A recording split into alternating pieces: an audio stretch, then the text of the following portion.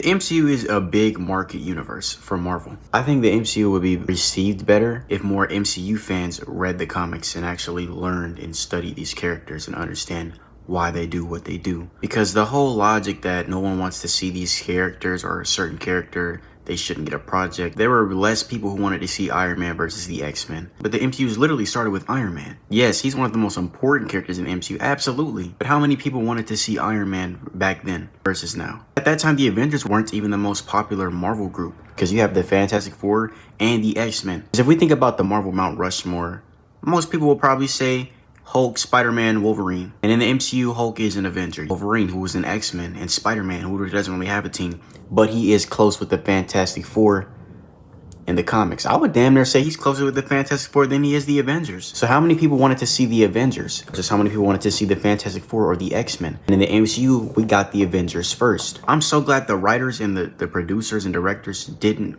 listen to that flawed logic, because if they did, we would have never gotten the Infinity Saga. The MCU has gave more light to Iron Man and all these other characters. That's part of the reason what makes the MCU so special. Now that we got Ironheart coming out, they're doing the exact same thing. It gets more fans. You know what some of the fans will start buying comic books and learning about the character. When I seen Sam Wilson wield the shield, oh, it was over. It was over right there. Steve Rogers has always been my favorite growing up, but Sam Wilson, I felt like I finally found my character. I'm pretty sure a lot of people can relate to that because there's a character for everybody. How many characters can you relate to? How many characters can you see yourself in and really connect to? That's probably going to make you want to read more about the character and learn to understand the character. Because the same people who claim I want these movies to be deep and say something and mean something, that movie was a movie about mental health, released in the month about mental health. Nobody wants to see these nobody characters. They're not nobodies. That's part of the reason why they're even in the MCU. They're giving more light, or they're giving more spotlight. You have to watch the movies and watch the shows for the stuff that come after for it to make sense. It's always been that way. It's because one of the main complaints right now is that, oh, Doom doesn't have enough build-up.